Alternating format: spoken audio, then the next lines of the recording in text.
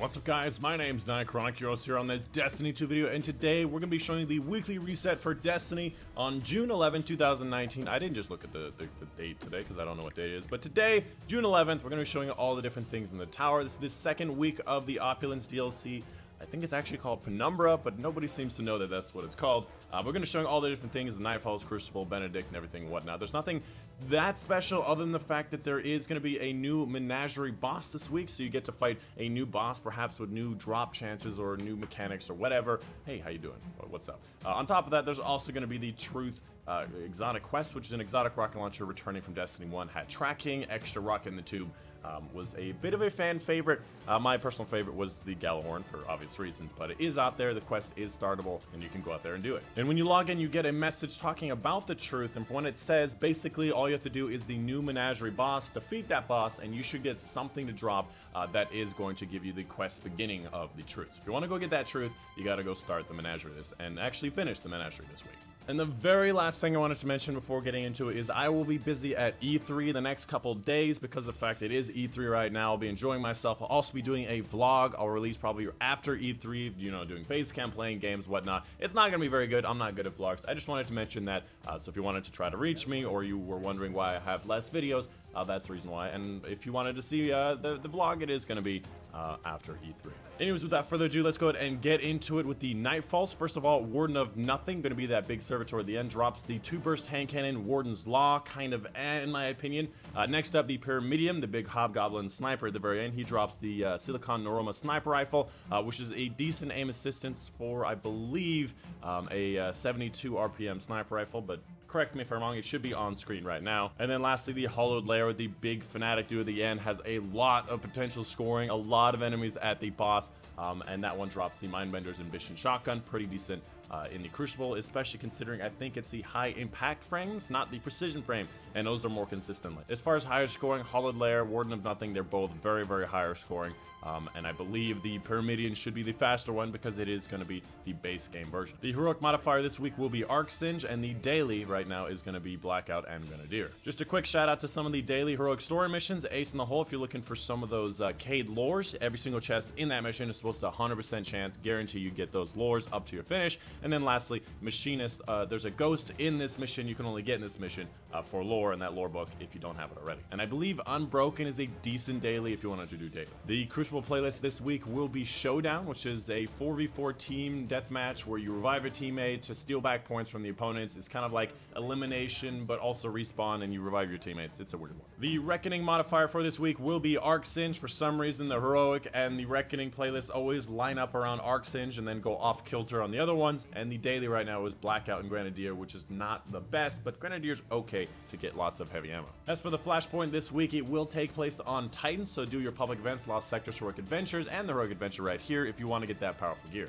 The Dreaming City is in its weakest curse state right now, so if you wanted to go out there and do those weekly bounties from Petra, do the store mission for this week, which is going to be the one where you get the artifacts, you can go and do that right now. And as for the Ascendant Realm this week, I do believe it is in the Bay of Drowned Wishes. Last week was the Sword one. I believe this week will be the one where you go down, down, down, down, where you just go all the way down through those rocks. And if you haven't already, use the new Titan Mini Fist with the new Titan R class, and you can go all the way down there in one, and it's a lot of fun. But the portal is going to be here in the Bay of Drowned Wishes. And of course, as a friendly reminder, go pick up the Spider Bounty for that powerful gear because you probably are leveling up still. Go pick that up for some powerful gear. As for Escalation Protocol this week, last week was the SMG. This week will be the Sniper, and next week will be all three. After that will be all three, then the Shotgun. Anyways, moving on to Eververse's inventory, a couple of very interesting things here. First of all, the weekly offerings do actually change. This is something that I was interested in figuring out on top of the Bright Dust purchases. Something I do want to also mention, seasonal offerings have not changed. This will be the same every single week. All of these are exactly the same. However, there is one page with one item on it, and I don't think there was last time, so there might be one thing that's new, but I can't seem to figure out what that is. But it might be just like a sale or something. I just wanted to mention that right off the bat. Next up, let's talk about the Bright Dust purchases. You have things like Bloody Tooth, looks decent. New hand cannon ornament. You got the Karnstein Marmalade ornament for the Warlocks. Got a ship here in case you're interested. I just wanted to quickly look at this ship because I think it looks dope. Yeah, this one definitely looks very odd, very weird, very Star Wars, very Nebula Rose. Moving on to the archive section is exactly the same. It's all the bundles. It's probably going to stay the same until they add more bundles, pretty much for the rest of time. In the last section for the Bright Dust purchases, you have a couple of interesting items. First of all, multiplayer emote Static Shock looks a lot like that. Exactly what you think. You know, rub your feet on the carpet, do some Static Shock. You also have this ship that looks like a paper airplane. I'm not kidding when I said that. It looks literally like a paper airplane and a bottlenose dolphin in the same ship, which is weird if you wanted it. Next up, you have the Hunter chest piece. You have the Borealis ornament, which looks like this, which actually looks really dope. I definitely want to buy this. Next up, through Fire and Flood grenade launcher, you got the Queen of Hearts. Used to be exclusive to the pre-order bonus, I believe, for Forsaken, but now you can purchase it directly. You got some ornaments. You got a new transmit effect, the Eldritch effect, which looks like this, which I just purchased. And then obviously you have the other stuff. Gonna give me that Borealis. Oh no, man, with all that bright dust. Yeah.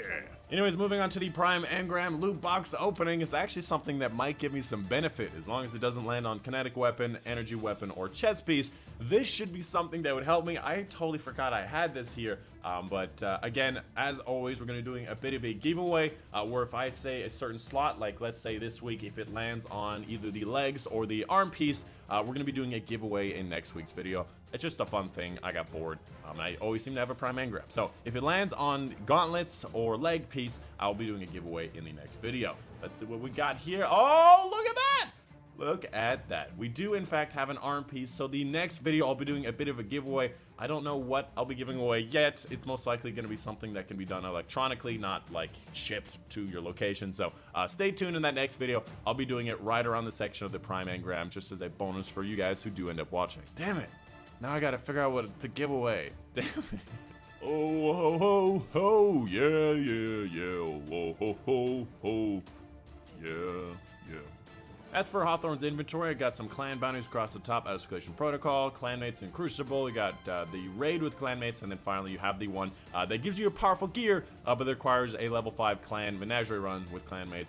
As for the weekly raid challenges, you have Strength of Memory, which is going to be the Ribbon Challenge. Don't shoot the same eye twice. If you do the cheese like everybody else, you'll get this automatically. Next up for the Scourge Challenge, you have All for One, One for All. I believe is going to be the section before the boss fight, the one where you can go underground. And for this one, each person has to dunk each color at least once.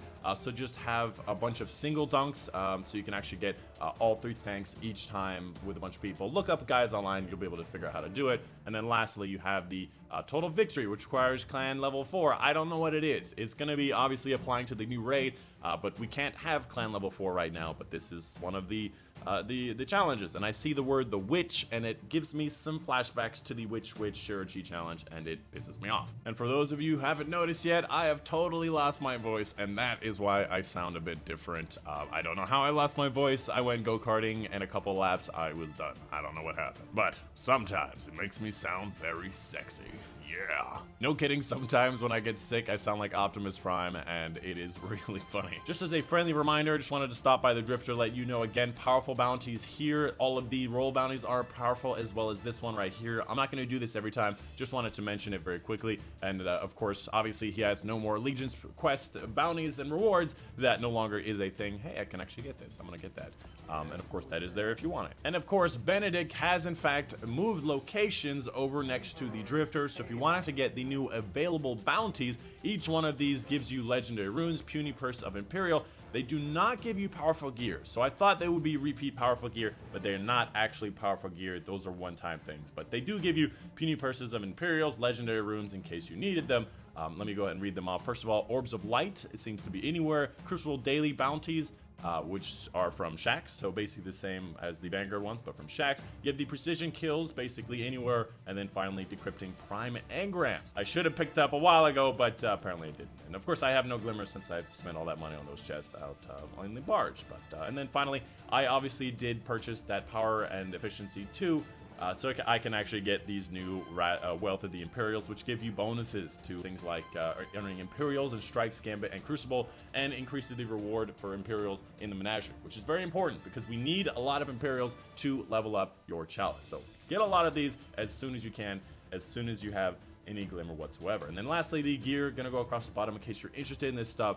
This gear, obviously, you can get it from the red section there. It shows you where to get it. And then in the last section here, we have the scout rifle, which is the higher fire rate, not the highest, but the higher fire rate, lightweight frame. Scout rifle, full auto, dragonfly is okay, but scout rifles kind of suck these days, and there are a lot more better options. But anyways, that is pretty much it. I don't think I forgot anything this time. I believe last time I had to repcon in Benedict. But that is it. That is the video for you guys today. Hey, what's up, Fluid?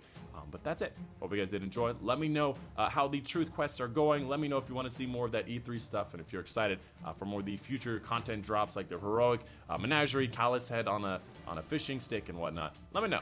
Anyways, I've been your host, Tycron, and I'll see you guys on the next one.